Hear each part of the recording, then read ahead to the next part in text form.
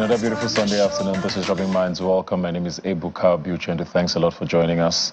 What has been a sad week for the creative industry, who have lost two absolute giants of Nollywood. John Okafor, popularly known as Mr. Ibu, and of course Sisi Quadri, both passed away in the past week. Was extending our condolences to their families, and we'll be getting into that a whole lot more later on the show. Discussing, just all of this, what all of this means for the Nollywood industry and the creative industry as a whole. But to start off the show today, we're going to be talking about the economy. It's all everybody talks about. Whenever you see 2 or 3 Nigerians gathered, they're definitely talking about the economy and the way forward for Nigerians in this year that we are currently experiencing. We're going to be talking about the Oronsaye report now. In the past week as well, Mr. President Bola Ahmed Tinubu did say that he had ordered the implementation of the Oronsaye report, a report that has been sort of been with us for about 12 years now, with several presidents since then, also ordering the same thing. We're going to be talking about, what this could do with regards to saving costs, reducing the cost of governance, and most importantly, if it is possible to actually implement this report. I'm joined now virtually by the Chairman Guild of Public Affairs Analysts of Nigeria, Dr. Ambrose Iboke. You're welcome, sir. How are you doing? Nice to be on the show. Thanks for joining us. Now, a lot of people, have talked about, the implications of this Oronsaye report, but it still seems quite tough to implement. We've had Mr. President Goodluck Jonathan in the past and President Buhari as well in the past give the same order without yielding any fruits. Here we are again. And we've heard from members of the National Assembly even saying that this report is now outdated because the number of agencies at the time have even expanded a lot more. So what's the criteria to be used now to do this? How possible is it for this government to walk this through? First of all, I don't align with those who say that it has outdated. It's not outdated.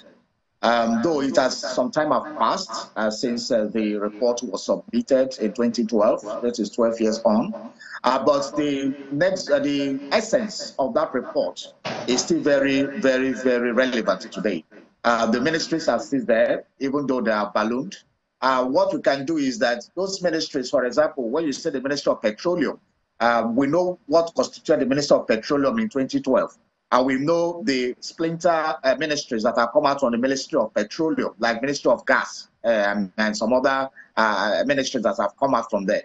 We also talk of other ministries like the new blue economy that was created. We know where it came out from. So there's no any kind of distortion so far. The report is clear. We had over 540 agencies, and it recommended that out of these, over 260 were statutory, and those 260, over 260 should be reduced to 161. So it is still germane in what we have today. They recommended that some agencies should be scrapped, some should be merged, some should be reverted to their parent ministries. What has happened to us as Nigeria is when we go back to, for example, the Dodgy report that was in the 70s, it was a report that was meant to streamline what the ministries were doing at that time, and also to find out some solutions. The number of what they called federal commissioners that time were very few. I don't think there were very few of them. But today they are ballooned. Federal commissioners that time are now what we call ministers, federal ministers. I remember that our past president, Muhammadu Buhari, was the federal commissioner for petroleum in the late mid-70s to late 70s. It was handed over to the civilians in 1979. So what we now have was that we enshrined ways in our constitution where we said that in the name of federal character, that every state of the country must be represented in the Federal Executive Council. That is understandable, knowing what has happened, especially in the past, immediate past government and the current government, when nepotism and the ethnic sentiments are now parameters for employing heads of agencies and the rest. What the Constitution tries to do is to protect the other people who may not be, whose ethnic bloc may not be those who are ruling. But again, it does not say that we must create several ministries to accommodate these people. For example, there's a junior minister for state, and there's the substantive minister, who is the overall minister. What prevents, if we want to cut costs, what we can do is instead of creating several ministries to accommodate 36 states, plus the person from Abuja, making it 37, plus other political considerations. Now we have 48 ministers. It's uncalled for. We can still do what the Constitution says by having 36 ministers, and we can as well have just 18 ministries. Nothing prevents us from having that. Other ministers become junior ministers. There's nothing preventing us from doing that. Give them portfolios that they can manage under the ministry. There are departments, there are parastatals, there are agencies in every ministry. So you can do a kind of aggregation of some ministries from some of these parastatals and departments and give to one junior minister to handle while the other one handle. So in this way, we can actually cut down the cost and implement the Oronsaye report. So the Oronsaye report is implementable. And what the 12 weeks window for this committee should be to look into all those ministries that and departments and agencies that were not contained in the report, and try to add them up and come out with a better blueprint. Okay, I'll come back to you now. We also have on virtually Jonathan Ike Olumba, who's a strategy consultant, and I wanted to just get to him very quickly because I know you've heard what Dr. Ambrose Igboke has said, but there are a few things that jump out for people who are watching. We hear from the report that there will be no job losses, and it doesn't make a lot of sense to people. How do you cut down all of these agencies and even scrap some of them and say there won't be job losses? What then? How then are you saving costs? And it doesn't make a lot of sense to a lot of people. And secondly, some of the agencies that were recommended for scrapping seem like agencies that Nigerians need. So what then happens to them? We're talking about places like NAPEP, the Poverty Eradication Program, Public Complaints Commission, and the like. What are your thoughts on how this would work? All right, many thanks. So I think I'll continue to the line expressed by Dr. Ambrose. I think fundamentally the point really is that the whole committee, in terms of the theme of the work, really is around one, cost of governance, and I think another broad theme is really around having a very productive public service or civil service, as used to be one of the nomenclatures that was used, right? So becoming very productive and also reducing the cost of governance. If you think about the point you've made around job losses.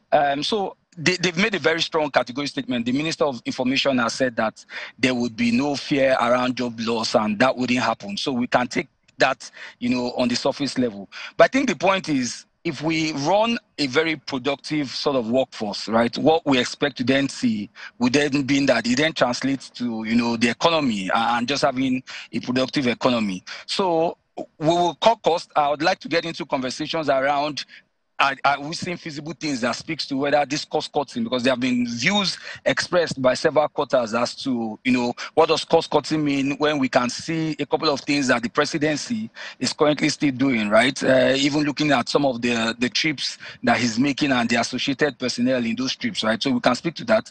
But I think that the point around job loss, there's been a verbal statement that has said that there'll be no job loss, but I would like to stretch it to say not just should we be focused on preserving jobs, but let's also ensure that everyone is productive. So that's the point that I'll make largely around what you've asked me. And I mean, depending on who's counting, I think we've heard things around the ranks of there's 1,316 agencies now and parastatals of government, 929 MDAs currently in the budget. These are humongous numbers, and we've already seen what Labour tried to do last week. They are probably going to come in to have their say in all of this. How long does an implementation of something like this look like? Also considering the fact that the National Assembly is going to be involved in this, because some of these things will need constitutional reforms or at least some sort of legal drafting of something, to make it lawful. This looks like a very long process and tedious one, isn't it? I agree with you. Also, I strongly agree with the point you've made around there could also be some need for some legal interventions, especially around enactment of some laws.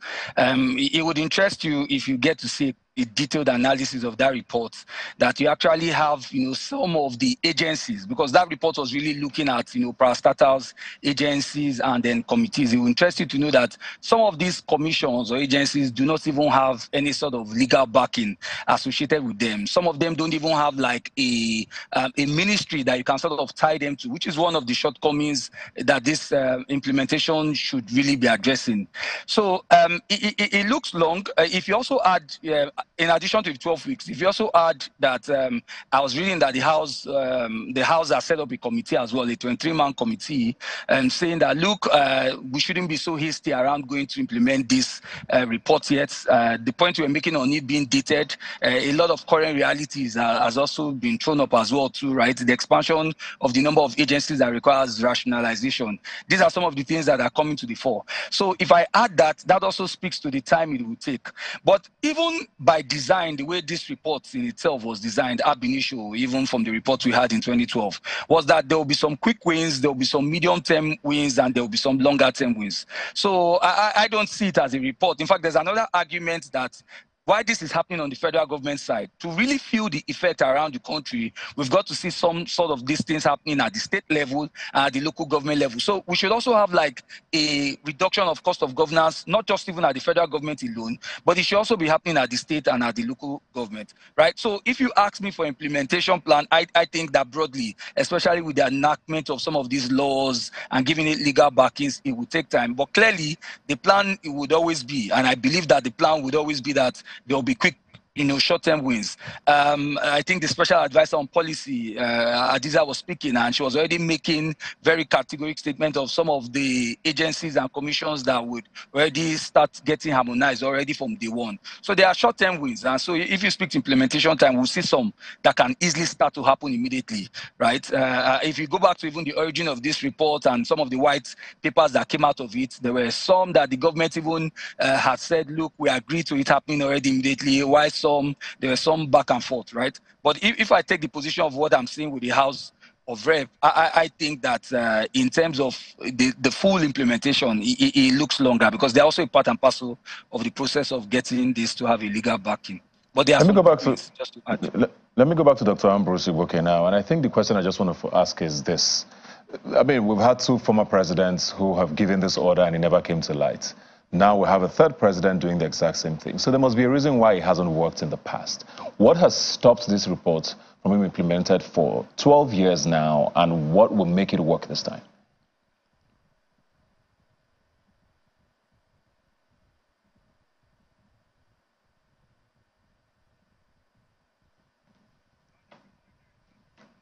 Dr. Ambrose, can you hear me? He's muted. Dr. Ambrose Igboke, I think you're muted. Can you hear me? I can hear. Okay, you muted me, but I've unmuted myself now. Okay, just to ask the question again. So you heard the question. Yes, okay, go ahead. I heard you. So I said the straight answer to your question is lack of political will. Over the years, because the three governments you have led, the person who commissioned it, which is the Goodluck Jonathan government, lacked a political will to implement it. The other regime of Buhari set up a committee to review and make its recommendation also, presented a white paper, it didn't implement. Last year, we had the same thing. So what we are having is lack of political will to implement it. This is because what has happened over the years was also a creation of those who want to implement it. They also created, like Buhari was reviewing the Oronsaye report, and at the same time was creating more departments, like for the Minister of Disaster and all this management something was created. This one that they are probing with huge, humongous withdrawals of 44 billion. That was when it was created. So you are trying to solve a problem where we are complicating it at the same time. And what has happened in the past was that we had several agencies doing the same work. Okay, for example, let's take an EFCC. We have the NFIU in the Nigerian police system. We have the EFCC. We have the ICPC. What work are they doing? Basically, they are going around this. So we have the Code of Conduct Bureau doing the same work. So what they are trying to do, can we now have a conversance of this thing, aggregate them together, and let them do the work? So instead of, if a particular agency is not working well, we create another one. That's what we have been doing. We have been just recreating, replicating agencies because one was not doing well. Instead of going to the fundamental root of the problem to see how we can, work, to make sure that our systems work well. And that has been the problem. So if the Tinubu administration is now saying we want to walk the talk, they should start perhaps from political appointees, because the president, for example, has a special advisor on digital media, has a special advisor on social media. You have special advisor on ICT, you have a special technology. So there are just nomenclatures being changed to, for job for the boys. So I think what we should start doing now is try to now say, well, even apart from the civil service, which we are focusing on, my colleague there has mentioned even the local government and state government, we should also look at political appointments, because those are the ways where public funds are being frittered away, where one political appointee will have 45 to 50 assistants. Doing what? Only on media, you may have like 5 people or 6 people on media. This one will be social media, this one will be digital media, this one will be mainstream media, this one will be, these are just job for the boys. This is not how to run a country. So we must be able to be proactive, stamp our feet on the ground and say, okay, which of the papers are we even implementing? The federal government should even make it clear. Are we implementing the original Oronsaye report? Or are we implementing the reviewed report that, the outcome of the white paper, 2 white papers that have been done? So the government should be very clear, which one are we even implementing? So that Nigerians can know whether it's the white paper or it is the original report that was submitted in 2012. That will help us have a clearer understanding. But as we said, there are, in fact, only 200 out of 500 and over 540, only 260 something of 64 of them are actually statutory. That means the other ones are just what you create for administrative flexibility, and convenience. So those things should go. First of all, we should not map it out. Then, in case of I don't agree with the minister, and I don't even believe the minister. There's going to be job loss. There are going to be job losses, and the job losses are going to be massive. Because you cannot explain to me, there's no economics that explains the fact that you are downsizing, you are collapsing ministries, you are scrapping some, you are moving, and then you say there's not going to be job losses. The essence of even doing that exercise is to prune down the cost of running these agencies. And part of the cost are salaries, emoluments, and other things. So it is double speak to say that you are pruning down, you are scrapping some, you are merging, and then there's not going to be job losses. I think what the federal government should start doing now is start concentrating on the part of engaging labor. NLC, the TUC, all the senior service, senior unions and the rest, to find out how to work out modalities of those who will be affected, so that before they are even asked to go, their emoluments are ready, their gratuity, their pension, all the contributing pensions they have had and all those things are ready, so that even before they're asked to leave, they are already having their package, their pay package. In that way, it will, act as a shock absorber to, whatever pains that may, that may affect those people in this hard condition. But we must take some serious measures, and if we don't, then we can keep dancing around our problem and playing the ostrich. So the government should walk the talk by having the political will, not just to make the announcements and set up committees, but to actually implement this. But this should be done with human face. And the human face I mean is to ensure that all the entitlements of those who are going to be disengaged are ready and paid immediately. Let me quickly just get a final word now from Jonathan. I just want to ask, what role does cutting down sort of allowances and emoluments of public servants, what role does that play in all of this? Because it's one thing to say you want to downsize government while you're still buying all of these brand new SUVs and, allocating billions to the top whatever percent of government. Do you think that also needs to be done? Yeah, I mean, it has to be holistic. My colleague has made the point around, the government also walking the talk. I align with that. So even from the presidency as well, too, we should say pruning down of many of these political appointments. I think, too, that the bigger conversation, which we have all alluded, all of us here, is around the cost of governance. And there are things like, for example, really having another relook at whether some of the institutions that we have, should they be run on part-time or full-time basis, right?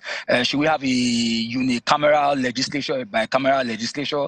I think this is really the broader conversations around looking at the cost of governance, right? So, but there is no way we can excuse, political appointments, also excuse, the makeup as it currently is. I think that even the point on the ministry in itself, this is the highest we've had, right, at 48. I think that in itself is something. So, if the president leads the talk by actually demonstrating some of these things with the pronoun, right now we can say we have 47 ministries and nothing has happened with one being suspended, right? So if we can do a lot that starts from those in the front line, and I'm speaking to the president and the governors, right? So if they can start a lot with their own personal appointments and seeing how they can bring that to its barest minimum, I think that the signal that it then gives to everyone is that, look, the government is really looking at this, right? But I would also add that we pull down cost of governance, but let's also speak to productivity as well too, right? Let's also be able to have a way to ensure that, people do what they are elected to do, people do what they are appointed to do, people do what they are paid for. I think that that's a conversation too that should not be lost, the productivity conversation as well. Thank you. Final word now from Dr. Ambrose. You don't sound very confident that his government will be able to pull this off. Am I right or wrong in saying that? No, I'm very quickly, please. We're almost out of time. I'm very hopeful that the government will do what it said it will do, and that this is not a political talk shop as usual. And when it is done, it is better for Nigeria, so that we can start pulling down the cost and actually know where the rain started beating us. If this is implemented, perhaps we can be sure on the road for pragmatic changes for a better way to run our economy. All right, thank you very much to our guests, and hopefully this gets done. A lot of us are watching this space and hoping that third time will be the charm for the implementation of this very, very famous or sometimes infamous report. We're going to take a break now. I'll be right back. Please stay with us.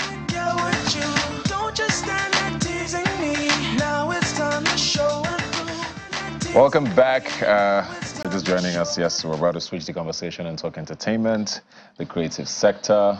And I have here in the studio with me at DG Emmanuel. But you might not know that name if you're a follower of things on social media. You might know Shank Comics, and he's here with me. How you doing? I'm fine. Happy New Year. Happy New Year. Is the year happy for you? That's up and because down. Sometimes it looks like people in your industry are almost insulated from the drama that's going on with the economy. They are faking it. Fake life. Yeah, it's touching everybody. But we have to look at the positive side. But let's hope the remaining part of the year will be very happy. What has been different for you with the way the economy has changed now? Because you're still creating content. Yes. You're still putting things out there. What's different now with the way the economy is shaped? You have to rethink your content ideas. So before, you are thinking of using like 10 people. You're not thinking of using 2 people, so you have to pay them. Yeah. So you just have to. So you're thinking about using 10 exteriors to make the content mad. You just think about using it in your house to cut costs. I think that's just it. But still, same mind, I guess. Is it harder to make Nigerians laugh now?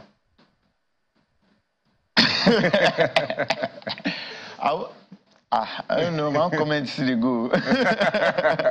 Still normal. Yeah, it's still normal. It's even still better. I think people are now more online to have reasons to smile. I guess so. To clear their depression. At least, yeah, this year I don't get like 40K comments, 20K comments, 22K. So I think it's better. People are more online to engage. Like, if I've not eaten, at least I can smile. Yeah. So I think that's what it is. How did all this start for you? Because I was reading up on you, and I found out you were a trained engineer. Yes, electronics. How do you go from engineering to this? I was engineering the plan. Or did your parents make you do it? Yeah, parent stuff. But I won't say I'm going from somewhere to somewhere. I never went there. I just went to school. I never practiced. So after school, after NYC, I just had to make money, I guess. So I started doing total influencing. Before school and all of that, was this something you knew you were going to do? Yeah, I was just that dumb boy in school and always troublesome. But I didn't take it as a career. I took it as that's what I did. Yeah, that's I am. But you know, when you are hungry to an extent, you find your talent. So that was it. How do you have that conversation with your parents to say, okay? I don't have a conversation. I just ran away. When was this? 2021. When you say you just ran away, what does... I just took my clothes and I went out of the house. And I went to rent a house. Uh-huh. And that's it. I didn't go back home till I made it. They didn't call to ask? No, they were calling, but I was just like, I'm not coming back. I just have to, I think this is what I have to do. I think I'm passionate about this. And yeah, and God just blessed it, I guess. So what did they think at the time when they started seeing you put out all these things? Was there a... I'm very sure my parents were thinking about reproducing. And maybe they lost their child. You have to reproduce them now. They're like, this one is out. I have to. So, but I'm happy. My mom supported me though. Yeah. But not much of the dad, you know. Now dads are must be an engineer. I get. Does he still feel that way? For pocket, all those kind of things. Eh? Does he still feel that way? I don't think so. Is eating good now? There are other people who feel like, you know, you almost came out of nowhere. Because like you said, it's been...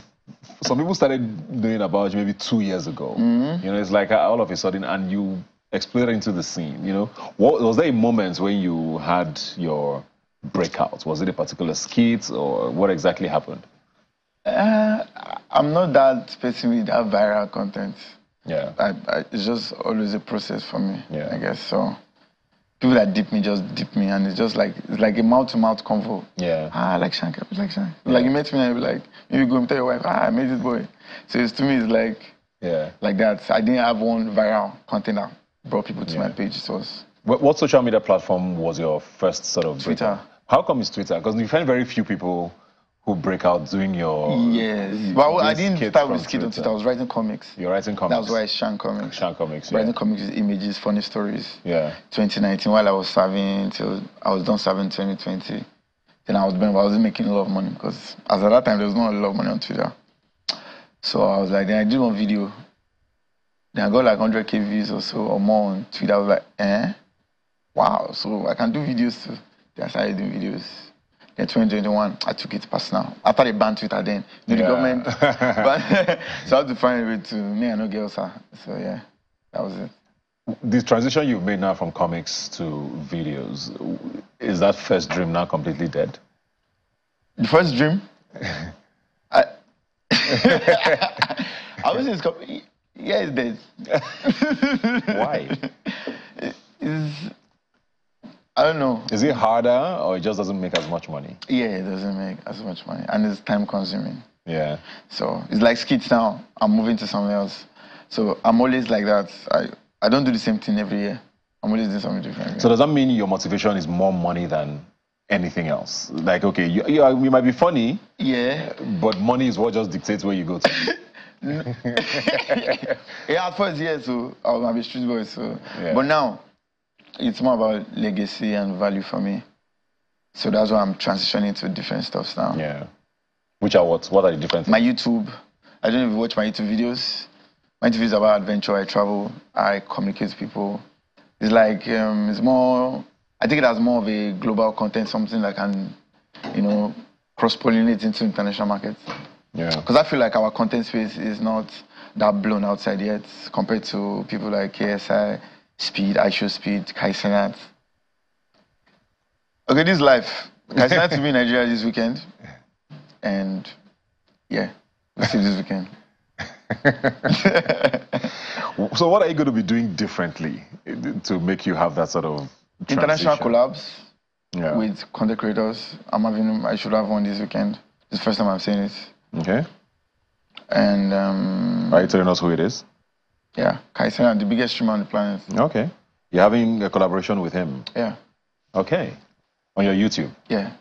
What kind of, we should just wait for it. What kind of content is that? For it. It's coming. How did you have that link up? I don't know. Me, I just move on God's speed. So anytime I feel like I should transition into something else, I know God is somewhere there to support me. So I just pitched the whole idea of, you know, the African market African content creation space can be as big as Afrobeat. So if Afrobeat is that big, why can't other part of our entertainment can be that big? Why can't we buy Lambos too, like them Burna Boy and stuff? Yeah, so that's my little. So I started my YouTube, and a lot of people liked it. I've made like 10 videos. I traveled to Ibadan, Most of them is on 1.7 million views, 2 million views. I did a video with Sime. I did a video. So I like the transition. I'm always now it's about value and legacy for me. Yeah. I mean, you talked about Afrobeats there, and or music industry, and music has like genres, and one thing people have always said with skit makers is nobody seems to have a proper identity besides, okay, this is my uniform, I'm going to wear a black shirt and yellow trouser, and that becomes but it looks like everybody almost does the same thing. Yeah. Is that a right way to judge people? It's like, okay, now this thing they rain now, everybody goes and does it. I just feel everybody's trying to survive. Yeah. There are a lot of content creators now, and I don't think everybody wants to actually be a content creator from the onset. Yeah. Everybody just says, this guy is buying a car, why can't I just do it? So there's no, but that's a passion. I think that's a word for it. Yeah. But the content creator space right now doesn't have like a big structure compared to like music. Music, there are labels, there are A&R, there's a structure, there's a body to it. Content, there's no body to it. When you blow, it's like you wait for your lifespan to like go to another person blows and everybody moves to that person. So I feel like till you get to that point when there's structure to the industry, then we can see that there will be longevity. But for right now, everybody's just catching cruise. So you said there's no passion. Is that the case with you? Me? No, I'm a dollar. So what does that mean? I'm saying for like a lot of people. Yeah. A lot of people don't. Everybody's just trying to make money. But a lot of people just have passion to make people laugh. I don't think it's passion. Somebody just feel funny. Yeah. Like, I just feel like I'm funny. That's why I'm making videos. If you had this structure that you're talking about, what kind of skits or content, let me use content because skits sometimes is seen as just comedy. What kind of content would you be sort of want to be known for? My YouTube, explore, adventure, travel, meet people, real life, lifestyle. The spontaneity. Yeah. No action, no script. Just action. Just let's shoot, and I'm just talking, and I make money. How tough is it to create content in a time like this where everything is scrutinized, right? Because I remember you had some controversy some time ago where you had to pull a video down because it kind of touched on religion, I believe. Do you worry a lot when you're making content that certain things don't trigger people? And how delicate is that for you in making those decisions? For me, I'm a little bit, they call it wayward. So if I feel something is funny, I don't really care if it's true, I just do it. As for that content, the one that was controversial, I posted it, I didn't think there was a problem. But when people are talking about it, people that love me are like, Shank, if you not put that part, or like, if you know, then I went to watch it again and I got that conviction that, it might actually be unnecessary. That I have to put it down. I have to respect people that watch me too, so that's it. So if majority of people that watch me feel like I shouldn't do that, then because I'm feeding them, they are the one that make us. So. Yeah. There's been a big debate over the years, about stand-up comedy and how the new culture of, for want of a better word, wokeness, is affecting it. Oh, there's certain jokes you can tell. I mean, for the good large part of it, it's a good thing, right? Because you shouldn't joke about certain things. Some things, yeah. Do you find that it's killing comedy? Do you agree that anything can be joked about as long as it's comedy?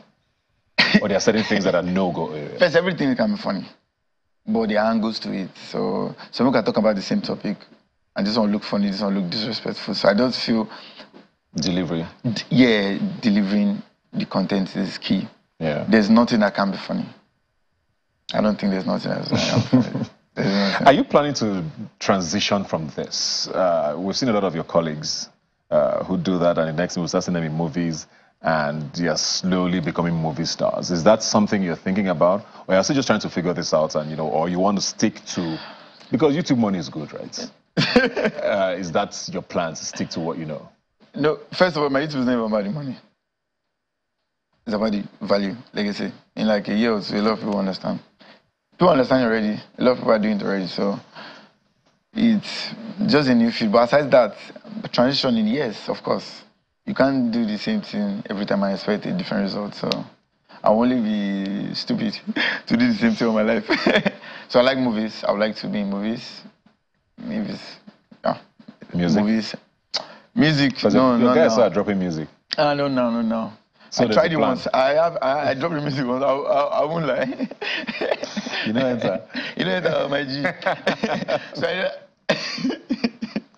you know enter. And that was early.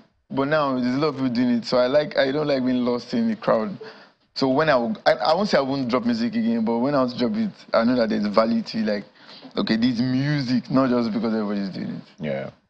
Are you finding that people are starting to respect what you do a little more, or it's still a case of these ones are just having fun on social media when they are ready? They'll come out. What do you find that people are starting to think of what you do? I think we can't escape people looking at us that way. I think we can't escape because our job looks so very unserious. Just post a video and people just comment. People don't take it seriously.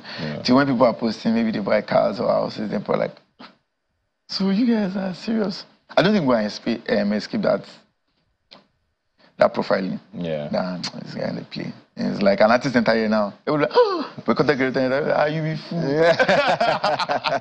Whereas we might actually be on the same level of fame or finances or anything, but nobody cares. They just feel like, you're a funny guy. When you get stopped by the police, what do you tell them you do? See, I do commend you, and they'll be like, make us laugh. You know what? You just packed me right now. How would I be funny? Did they really say that? Yes. Like today, the last one stopped me like 2 times. They're like, are you a comedian? They're like, comedian. So I just think, you don't say I'm a comedian. Anyone that would like you, anybody that know you, some recognize you, like, Shank, and some that don't know you, like, Yeah. I like to ask this question a lot because you mentioned buying cars there. There's always a controversy about how you people make money. Yeah. Is it really from this content making thing? And they say there's no smoke without fire, right? So is there some fire there in the fact that a lot of you use skit making to mask whatever it is you do behind the scenes? First, I would always talk for myself. There's nothing masky here. I only do skits. That's all I do 24 hours. Skits, sleep, watch movies. I don't do any other thing. What about your colleagues? You should invite them. What's next for you, man? What should we look out for? I mean, you have a big collaboration coming up, KSI. Me? You said. What's happening this year? What are your big plans for 2024? Just global dominance, global respect for the content creator space. There's global award for content creators, and no African comedian or content creators attend those events. Yeah. So I'm like, why not? Now the kind of respect Afrobeat is demanding worldwide. Grammy were there performing at the Grammys. Yesterday was Brit Award. Rema performed. So there are other platforms like that. There are NBA All-Star competitions that they call content creators all over the world, but none from Africa. And we have that power, we have that engagement, we have that crowd, we have that noise. So why not? So that's my own simple vision. I'll call it simple because it's something that is realistic. And it's coming to play behind not just me, for my colleagues too. Everybody can fly. All right. Thank you very much. Good luck with everything, man. Namaste. I think a lot of us are fans of you, and we like how relatable your content is. I think that's one of the biggest selling points that you have. And thank you. Please, drive. No, last man should stop there. I'm really happy. As we are going back. Thanks a lot for being here. I respect you a lot. Thanks a lot. We have another guest in Abuja now. Still talking entertainment. We're going to switch over the conversation very quickly to him, Emeka Rolas. Thank you very much for joining us, President Actors Guild of Nigeria. Can you hear me, sir? Yeah, I can hear you. Good to see you again. Happy New Year. We're going to be starting this conversation, unfortunately, on a pretty sad note. The past week, 2 of your colleagues passed away, Sisi Quadri and, of course, John Okafor, who we all know, and Mr. John Ibu. And whenever these things happen, it brings back the conversation about, how Nollywood stars sort of dwindle towards the end of their careers or their time with us. And the conversation around healthcare, about mental health, about insurance, And I know it's something that the AGN has talked about quite a bit. Where are we with that conversation? And, just basically also speak on both of your colleagues who we lost. Well, let me first of all say that on a very sad note, losing these 2 people at this time is something that we really feel very deep grief about. So I must say that may their soul rest in peace, Sisi Kadri and Mr. Ebu John Okafor.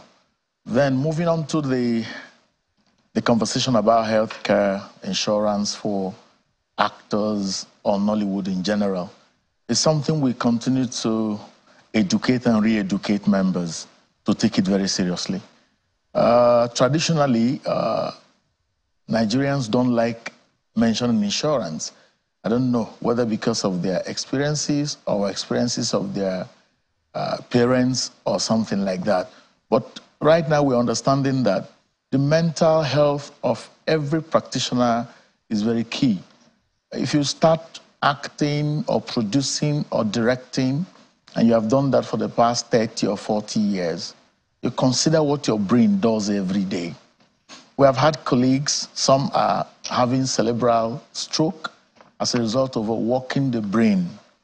And most times, these people don't know that they're overworking their brain, and they don't have any health care attached. No hospital, no medical. Even when some producers will go as far as, or companies go as far as making HMOs for members, the members don't use them. I can attest for Rock TV, who in the past 8 to 9 years has been responsible for medical HMO for some members of Nollywood. But I tell you, only about 40% of the people enrolled make use of their health insurance cards. So it's something we must continue to educate our people. That is why on the 17th of March, we have one of those health campaigns in Asaba. We have mental health talk, we have insurance talk, you know, just series about talking, and then free medical checks. And then in April, we're also doing the same thing in Lagos. This is what we can do as a guild to keep enlightening our members to see that they key into these programs and keep themselves healthy. I know we're talking a lot about healthcare, and you know, these are conversations I know I've even seen you and past presidents also talk about, you know, and the fact that, you know, the guild or members of the guild need to be encouraged to take advantage of these things. But I want to talk about remuneration as a whole, and you know, the industry. We hear so often the second biggest industry in the world. You know, that phrase keeps coming up and on and on and on, and the volume of work that gets put out. And in the past, when we've seen, you know, actors go through whether it's health challenges or just life challenges, the conversation comes up with, well, they did so well in their career, what happened, you know?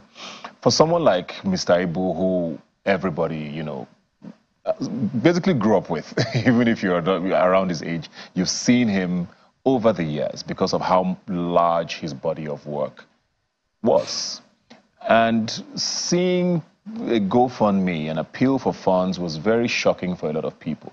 Yes, the health challenge was, you know, financially tasking, but it was still very shocking for a lot of people to say, for someone who had such a great career, to need help at a time when he should be enjoying his wealth, you know, brings to question, what can be done with regards to, you know, I don't know, is it financial advice? Is it better pay?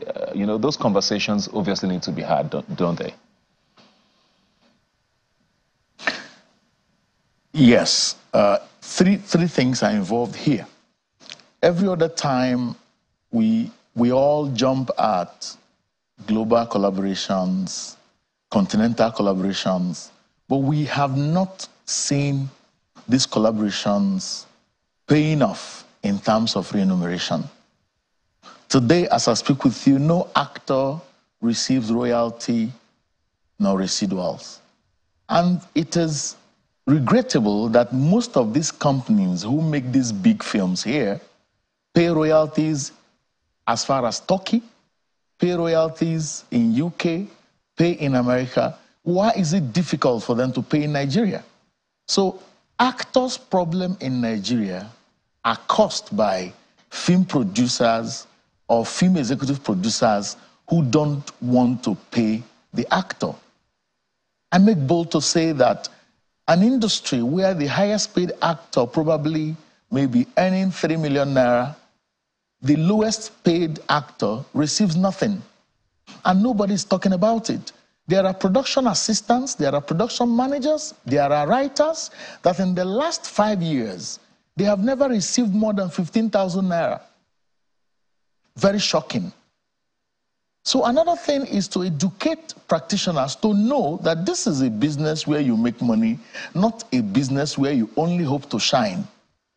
So that's why we are working different committees together to approve a contract for actors. I was given a contract few weeks ago to appear in a movie, and I saw part 4 of the contract telling me that the producer reserves the right to sell at any platform in the world as long as I take part in that film. And the producer didn't say, if this film is on theatrical release, if this film of VCD release, if it's cinema release, what will come to me every other time he makes a sale. And I rejected the contract.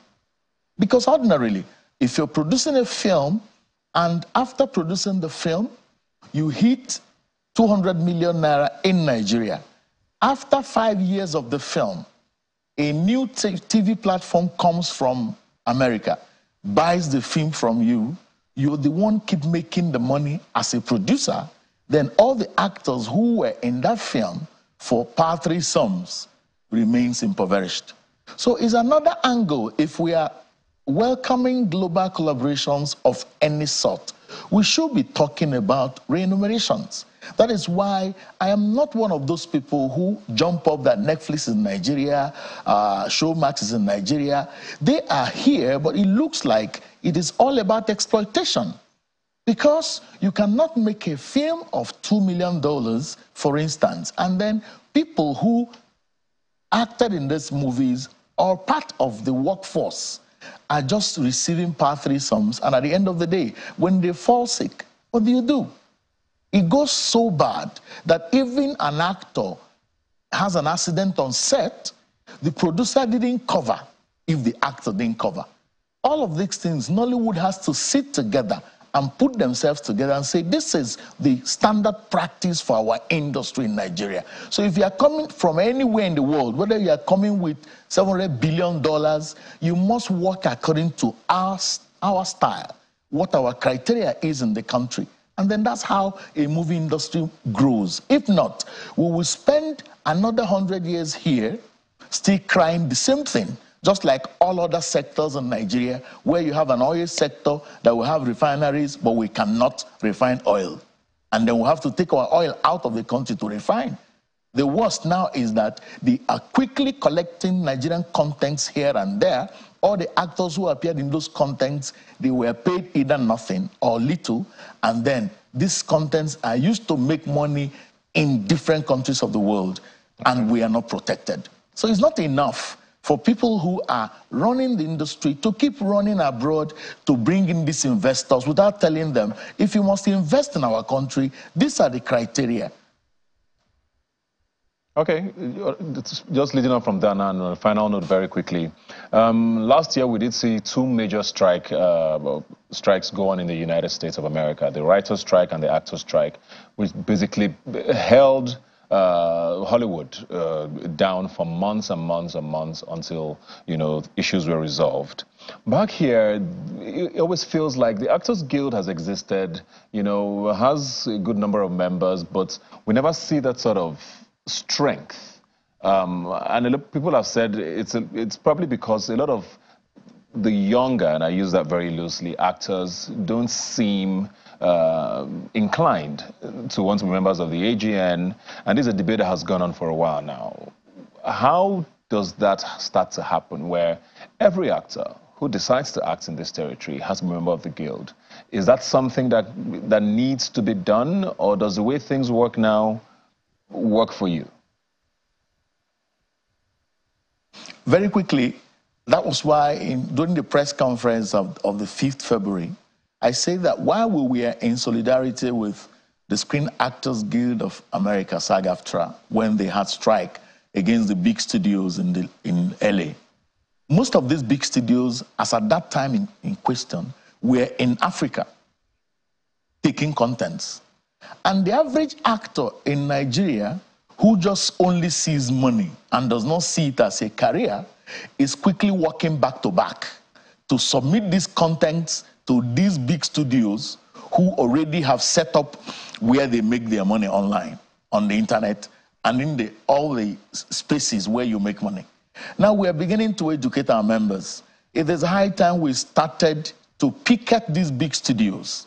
They built big studios, start you out, put you in an environment where you think it is the world for you, but you are not protected. So every actor who must act in Nigeria has to belong to the Actors Guild of Nigeria for us to begin to make the impact against these big studios and producers who are quickly and gradually entering into us. Mind you, in space of years now, the AI will come into Africa. So all of these characters now who think that they have made them big will be replaced by AI. And we're educating our members on the disadvantages of just thinking that you are an actor and that you're the best. No guild can control you or nobody can control you. So the strike will come, but we are putting our house in order before we go out there.